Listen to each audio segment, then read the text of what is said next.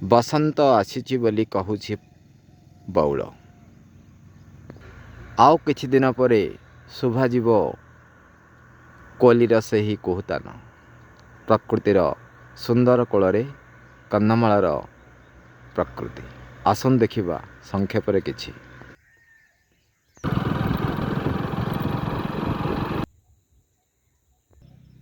କୁରେଇ ଫୁଲର ସୁନ୍ଦର ଆକର୍ଷଣ।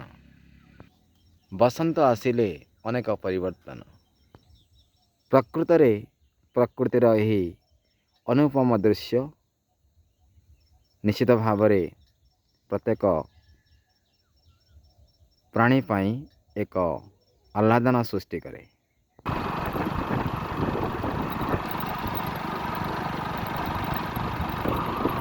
ବସନ୍ତ ଆଗମନରେ ପ୍ରକୃତି ରାଣୀ ସୁନ୍ଦର ଭାବରେ ସଜେଇ ହୁଏ ମଣିଷ ସମାଜ ପାଇଁ। ବୃକ୍ଷରେ ନୂତନ ପତ୍ରର ପ୍ରକାଶନ, ନୂତନ ଫୁଲ ଗୁଡ଼ିକର ଉନ୍ମୋଚନ ଏପରି ଅନେକ ପ୍ରଭାବରେ ପ୍ରକୃତି ପ୍ରଭାବିତ ହୁଏ। ପ୍ରକୃତିକୁ ଦେଖିଲେ ମନେ ହୁଏ ପ୍ରକୃତିର ଦାନ ଅତୁଳନୀୟ। ଜଙ୍ଗଲ ଭିତରେ ଆମ୍ବ ଗଛ କିଏ ରୋପଣ କରୁଛି?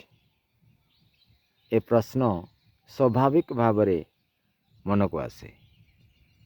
ତେଣୁ ପଶୁପକ୍ଷୀମାନେ ବି ପରୋକ୍ଷରେ ଜଙ୍ଗଲ ଭିତରେ ଅନେକ ଗଛ ରୋପଣ କରନ୍ତି। ସେଥିଭିତରୁ ଆମ୍ବ ଗଛ ଅନ୍ୟତମ। ଜାତୀୟ ଫଳକୁ ବୃଦ୍ଧି କରିବା ପାଇଁ ପଶୁପକ୍ଷୀମାନଙ୍କର ଅବଦାନ ଅତୁଳନୀୟ। ଏହା ମଧ୍ୟ ଆପଣ ଜାଣିଛନ୍ତି। ଆପଣମାନଙ୍କ ମନରେ ପ୍ରଶ୍ନ ଆସିବ ଯେ ପଶୁପକ୍ଷୀ କିପରି ବୃକ୍ଷରୋପଣ କରନ୍ତି? ଆମ୍ବ ଆସିଲା, ଆମ୍ବ ପାଚିଲା, ଆମ୍ବକୁ ପଶୁପକ୍ଷୀମାନେ ଖାଇ ଗୋଟିଏ ଜାଗାରୁ ଅନ୍ୟ ଜାଗାକୁ ଯାଆନ୍ତି, ବିଶ୍ରାମ ନିଅନ୍ତି। ସେହି ସମୟରେ ସେମାନେ ଆମ୍ବ ଟାକୁଆ ଗୁଡ଼ିକ ଭିନ୍ନ ଭିନ୍ନ ଜାଗାରେ ଛାଡ଼ି ଦିଅନ୍ତି। ସେଥିରୁ ସୃଷ୍ଟି ହୁଏ ଗଛ। ଆଉ ଗୋଟିଏ କଥା ଆମେ କହିବାକୁ ଚାହୁଁ, ବର୍ଷା ଆସିଲେ ବର୍ଷାର ଜଳ ସ୍ରୋତରେ ଆମ୍ବ ଟାକୁଆ ଗୁଡ଼ିକ ଭାସିଯାଇ ବିକ୍ଷିପ୍ତ ସ୍ଥାନରେ ଜଙ୍ଗଲରେ ପଡ଼େ। ସେଥିରେ ମଧ୍ୟ ଗଛ ସୃଷ୍ଟି ହୁଏ। ବର୍ଷା ବି ବୃକ୍ଷରୋପଣରେ ସାହାଯ୍ୟ କରେ। ତେଣୁ ପ୍ରକୃତି ନିଜକୁ ନିଜେ ସଜେଇ ହୁଏ। ଆମେ ଏହା ଅନୁଭବ କରିବାର ଆବଶ୍ୟକତା ରହିଛି।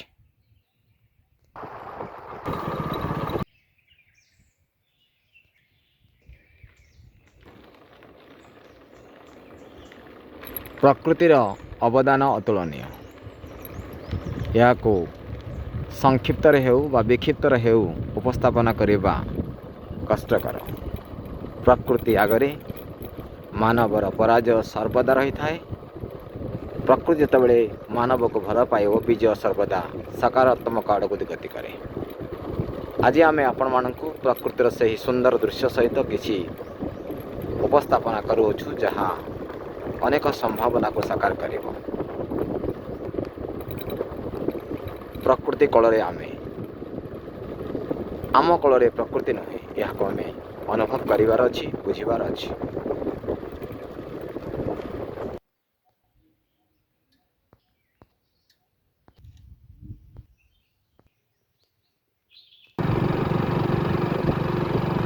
ସୁନ୍ଦର ତୃପ୍ତିର ଅବସାଦ ନାହିଁ। ଯେତେ ଦେଖୁଥିଲେ ନୂଆ ଦିଶୁଥାଏ।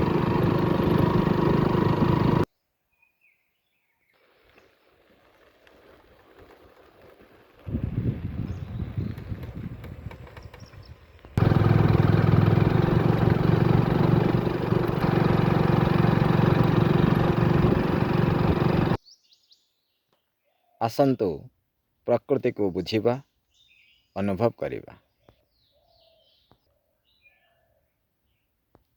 Let's enjoy the natural power of nature.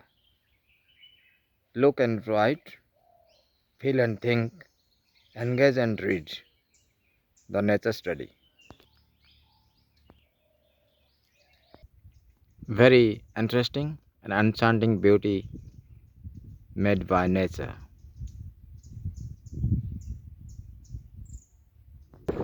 Nature has lots of features.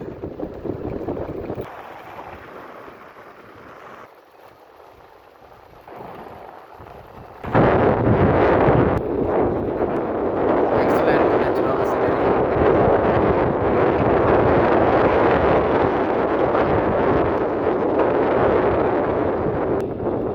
ଆସନ୍ତୁ ପ୍ରକୃତିକୁ ବୁଝିବା ନିଜକୁ ବୁଝାଇବା।